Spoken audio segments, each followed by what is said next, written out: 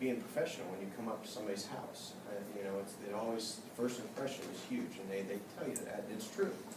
I've had companies pull into my driveway to do something, and the truck's ready to fall apart, and the guys get out, and I mean, they don't even have their names on their suits. I ended up putting our names on our suits, or not our suits, our shirts. We dress all the same. And then I wanted all our vans to be the same. If you notice, a lot of service vans are all white. Everybody knows white vans. Well, I went with tan vans. So I've got 9 tan vans, so everybody sees who we are. Then, also I wanted to not outdo my competition, but I wanted to better myself, so I started learning videotapes on green build, which would be to go into companies and help them save energy on their electricity. So I thought, well, I'll get green build certified. So I did. I went and listened to videos, took the course, and passed. So I thought, well, what great thing to do is promote natural gas. So I came up with this idea that I thought I would go talk to Black Hills Energy, and I asked Black Hills, I said, I'm thinking of doing something different, of start converting all our trucks to natural gas. Where then they basically said, what you're wanting to do, we've been trying to do for 3 years, how are you doing this? I said, well, it's kind of the people, that's the big thing, is the people you know in the avenues that takes you down. So, make a long story short, they got me hooked up with a Nebraska Energy office here in the state of Nebraska. They have about $500,000 in loans for energy. So, that paid for this truck to get converted to natural gas. So now, not only am I promoting Eric's Electric, I'm promoting natural gas, which is A, good for the environment, it burns clean. Right now, my trucks are an average between $85 and $95 a week to fill this van up, each van. So you do the numbers, that's a lot. With natural gas, it only cost me $23 to fill that van up. It saves you that much. So I'm about $600 per van a month. Well, now my competition's like, whoa, where did you find this out? Because now they're having to charge higher costs to come to your house and do service calls. For all my service calls, I keep them real low. I pass that on to the customer. So you have to think of ideas that can better yourself with your competition. If, for example, one thing I did is my business cards. You always get a business card, it says John Doe or whatever, that's it. I put my name, I put my face on it, sir. I mean, yeah. I put my face on it, so everybody knows who I am. So when I go to their house, I give them a business card, shake their hand, and always thank them for, hey, I thank you for letting me come give you an estimate. And everybody knows, hey, I've seen you, or I'll be walking place, hey, you went to my house. I've got most of my guys on here. This is not all of them. I've got about 19 employees that work for us full-time. So it's been a great experience of just trying to get yourself out there to market. Because basically, if you decide to go into business, you're marketing yourself. That's huge.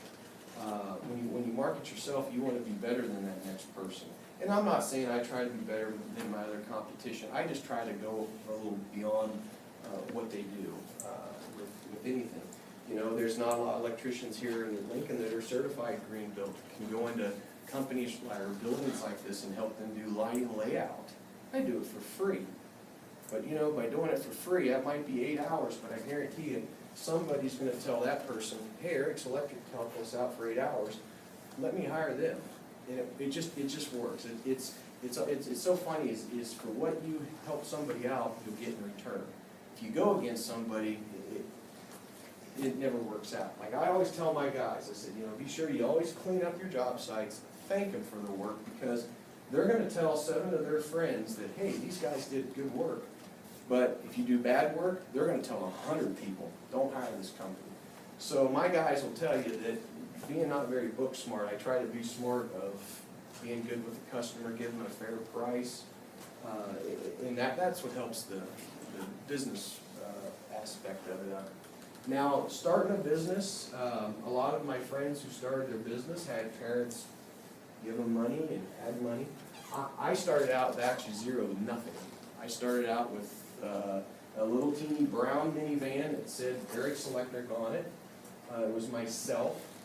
And then I grew within about 2 months. I ended up with another gentleman. who is actually 10 years, he's still with us today as of 10 years. And then my big focus, when I hired him, I told Mike, who was with us, I said, you know, I'm just not your normal electrician company. I want to be the kind, the courtesy, do everything you can do to help that person get what they want for their home.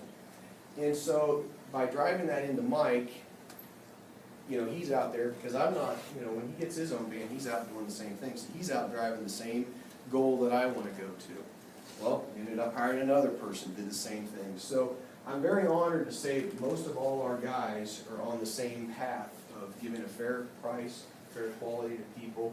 The big thing is cleaning up. And I know I'm a blue-collar worker, but everybody thinks of, oh, a plumber, electrician, there's always messes everywhere. That's true, it does happen.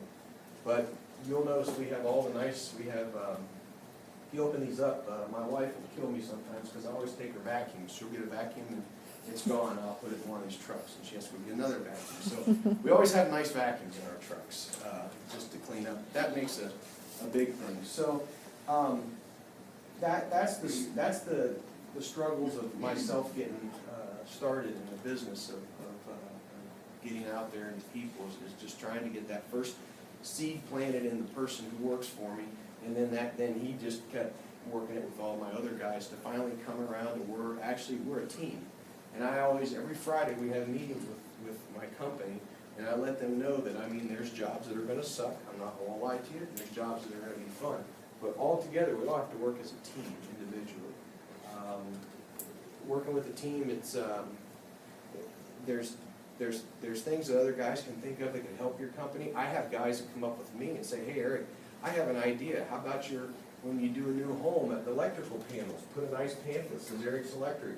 Has all the information of all the smoke detectors, ground fault interrupters, everything in there.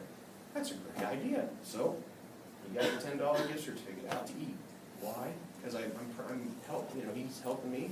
I want to help him. So that gives those guys a lot of encouragement to get them to come up with great ideas. And you know, owning a business too, I've had some down times. I've had to let go about 4 or 5 guys that don't want to, I want to say, stay within the team. They always like to go out and we'll just do a little electrical work on the side. We'll take Eric's stuff. He won't notice it while I do. You know, or they like to talk bad about our company. And that's one thing I just told the guys, you know, I keep our group as a family. Everybody knows everybody in our family. And that's how I like it. Some businesses, and some people say you mix family and business apart. Well, in my company, everybody comes together. I like it that way. We'll have parties, Christmas parties, we'll have birthday parties for kids. I just like it to keep it a group, family, business, just that way. It just works out easier. Everybody knows everybody and works easy. The one thing that's really helped me out to where I've gotten here is I ended up investing in what's called a business coach. Just like Tiger Woods, you know, here he is, well, you know, Tiger, he has a business coach. And that business coach, or he has a coach that teaches him every day how to swing. Well, I have a business coach that helps me think outside the box, because I need help. I can't, you know, I'm just driving one way. I'm trying to get the best electrical service I can for people, but this coach helps me see outside the box of, okay, make sure all your vans are clean, make sure all the guys are on the same page, make sure that everybody knows what everybody's doing to work as a team. She helped me write a plan, a business plan. So, because if you guys decide to go on your own and you have a company, you need to make a business rule plan book out. And I still have that from Mrs. Payne.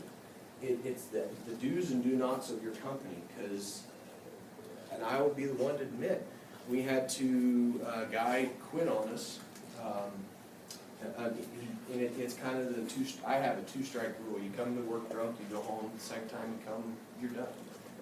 That's what he did. And it ended up, he tried to file unemployment on me, and I denied it. It went to court. And the judge turned to me and said, Mr. Hoke, do you have your rule book of your planning? No, I don't. And right then she says, I award him the $3,600 back pay. Ouch. That hurts. So when you guys decide to start a business or anything, if you have 1 to 2 employees, make sure you get a plan book ready. It says, They need to show up at 7:45. They don't work till 4:30. You show them the benefits. You show them their time, everything you can think of that runs that business. And what's your expectations? You don't come to work with alcohol. You can be tested anytime.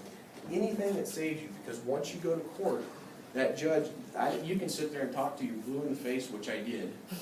And the judge, the judge basically said, we're coming down to, do you have your rule book? No, I don't. So Lori Botts helped me make my rule book and everything, and she kind of sees the inners of our company, and that's what she helps me see over. The other thing she helps me see is, I do very good at talking, speaking, going out to estimate jobs, but I admit I am terrible at scheduling, trying to figure out who's going to go to what job. So she has always told me, when you become a business owner, have somebody who has who's stronger than you in your company do what they do best. Well, Clint DeMar works for me. He schedules, and he does a really good job for me. I don't have to worry about anybody scheduling. I have Dustin, who does all our trenching work, because we have our own trenching company. I got on our trencher one time, and I think I actually drove through something. So, myself on a tractor we don't do good together. So, I delegate the things that those guys are real good at, and then I try to do what I'm better at, is speaking and going out trying to get jobs and estimating. So, that's a big advice that I would suggest to you guys too, if you do decide to business, something that you think is going to be tough, delegate that to somebody who's going to do a better job for you on that. So